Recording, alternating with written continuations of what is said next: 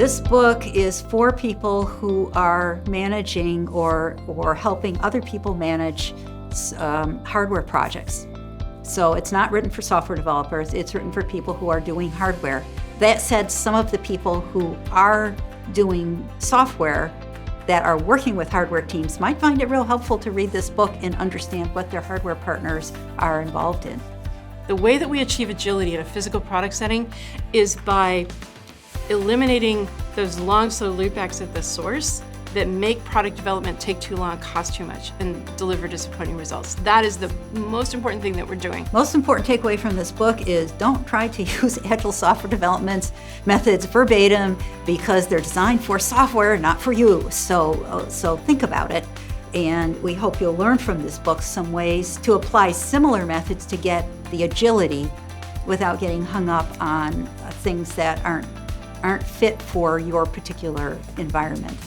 I think the thing that makes me feel the saddest when I've gone into an organization that has been working with Agile in a way that didn't work for them very well is that the team gets really dejected and loses confidence in themselves and their ability to deliver. Because their Agile coaches are telling them, it should be working, you should be getting stuff out, it should be working to make you faster, it should be making you more efficient, and yet their experience of that is completely the opposite. And how we fix that? First is by listening to them and just telling them, yes, these are known problems. I've seen this before. We can get you unstuck. It's gonna look different than you expect. We can get you unstuck. And then begin to help to work with them to help undo the Agile methods and practices that are not working to introduce space for some other things that will work for them a lot better. Other Agile books typically are writing about Agile software. But if you're doing something that's not software, you have to ask, how similar is it?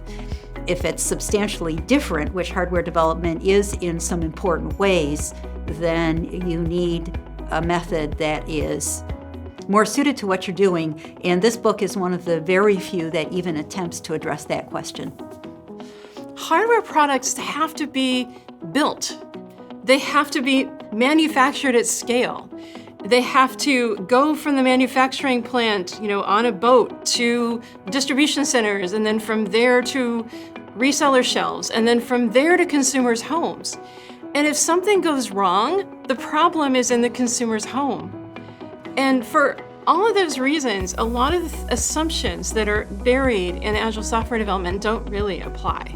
So if you use Agile software methods verbatim without thinking about how to apply them, the worst thing that happens can be that your project just comes to a screeching halt. There's so much overhead because you're trying to manage things in ways that aren't really applicable to what you're doing.